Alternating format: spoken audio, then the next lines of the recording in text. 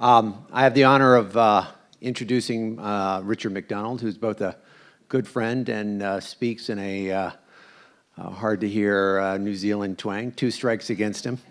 But Richard has 20 years of great branding and marketing experience for small brands. I met him through his great work for a smaller non-alc brand, to his work with Procter & Gamble and Walmart and CVS. A great marketing idea, no lack of energy, no lack of creativity. So Richard, thanks again for being here.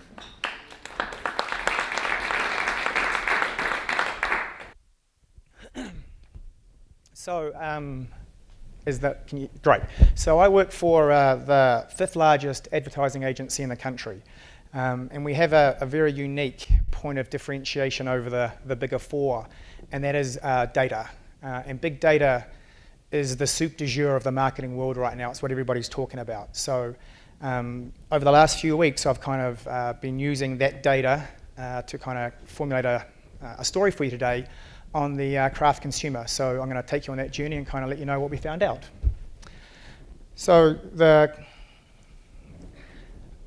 data comes in 2 kind of buckets. One is the big data, which tells us the what's. So I can tell you what craft consumers do.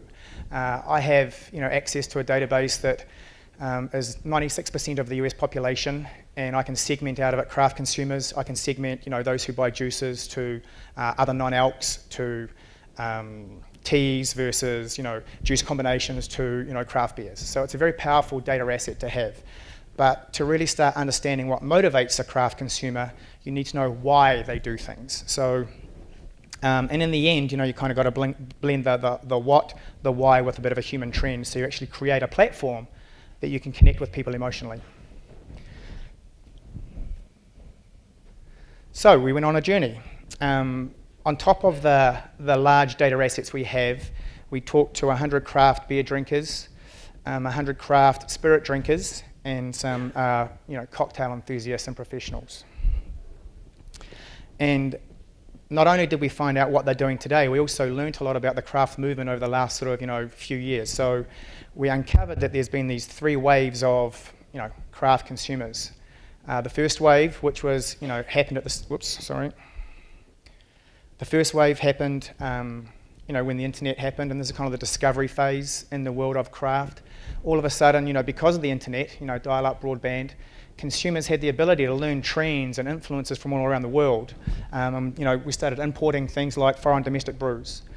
Sex and the City made the Cosmopolitan famous, and women all over New York were buying the Cosmopolitan. Then the second phase, which we're calling FOMO, fear of missing out, was when social media was invented.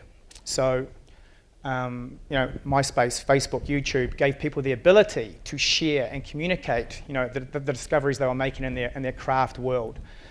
Food culture started taking off. The Food Network became an actual channel that people paid attention to. Mad Men, great example of the influence of that. There's a thing they call the Mad Men effect. I think over the 10-year period that kind of Mad Men kind of was over, production of bourbon went up from 700,000 barrels a year in the US to 1.2 million barrels, all because of the Mad Men effect. And then it started developing this extreme knowledge of craft and what that really meant. And then we get to today, the third wave. So the third wave is all about mobile and technology.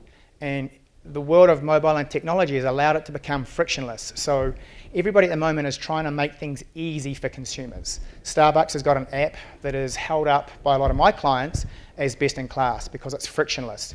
You go in, you swipe it, you're done. There's no friction when it comes to using Starbucks.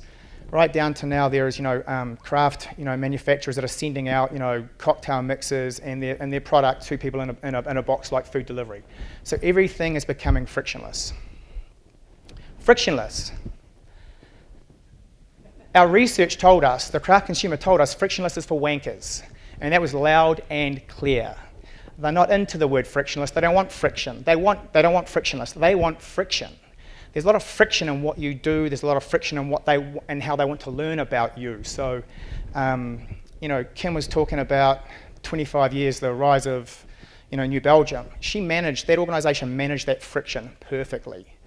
Where's Uncle Doug? Is he in here? Uncle Doug. He was telling me last night it took him 19 years to get distribution in Florida of New Belgium because Kim was managing the friction. And there's been a bit of a dialogue this morning already around how do you manage that kind of going from a few percent to a 15% to a large part of the US landscape when it comes to this industry. And I think a key thing is you're going to have to manage that friction, because if you go too big too soon, you lose the friction, you lose the chance for people to engage in you, you lose for the chance to kind of discover you. The words we've heard this morning are adventure, discover, explore, learn, engage. You have to have friction for that to happen. So I was in Vegas with my wife over the weekend, and we experienced a lot of friction in buying a cocktail at Achatz. It's a hot restaurant to get into in Vegas. You have to wait 15 minutes to get served. When you do, it takes them 15 minutes to make the cocktail. Then I paid $45 for 2 cocktails. There was a lot of friction in that experience, but they were the best cocktails I had because of the friction. The night before, I had a Manhattan at a different place. They just made it really quickly, and here it is.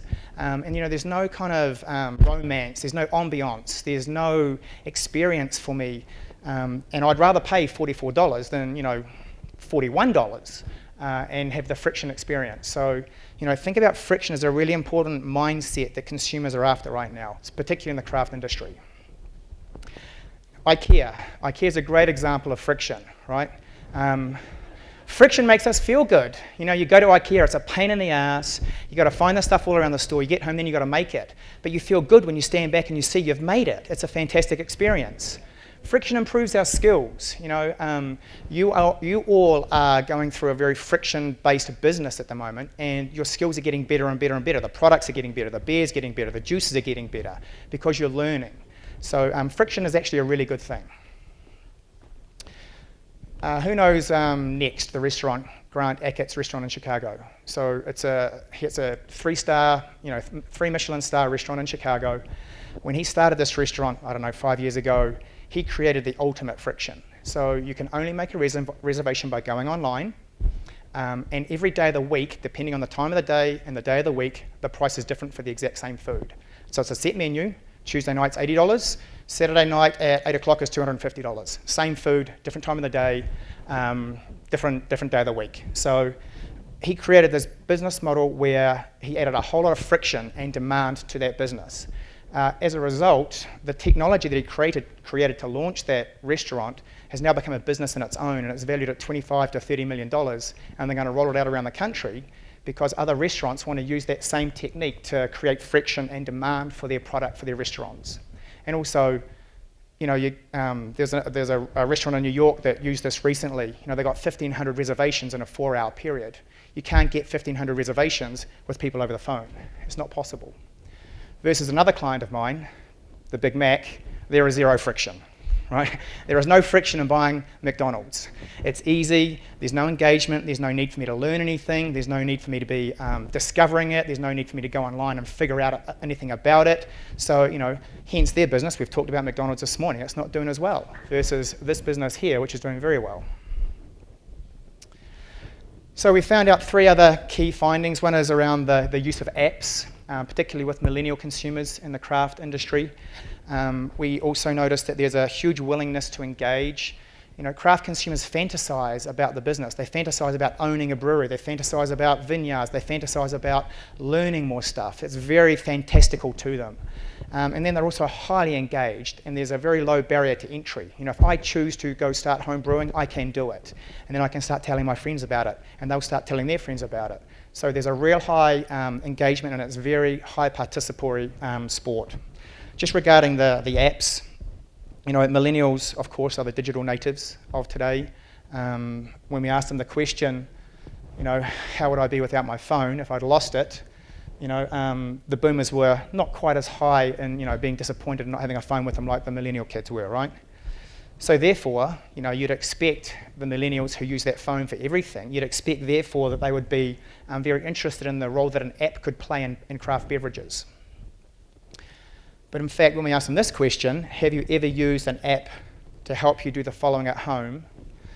The boomers over-indexed a lot more than millennials. So millennials are not using an app to partake and interact with their craft beverages. They don't select spirits that way, they don't make cocktails that way, they don't select beer, and they're not selecting wine. Why not? Because an app's got no friction, right? I don't have to go and discover anything. It's easy. You push 2 buttons and it's all there. There's no friction to an app. So the takeaway is, whether you're investing or making, invest in things that create friction in the right place at the right time.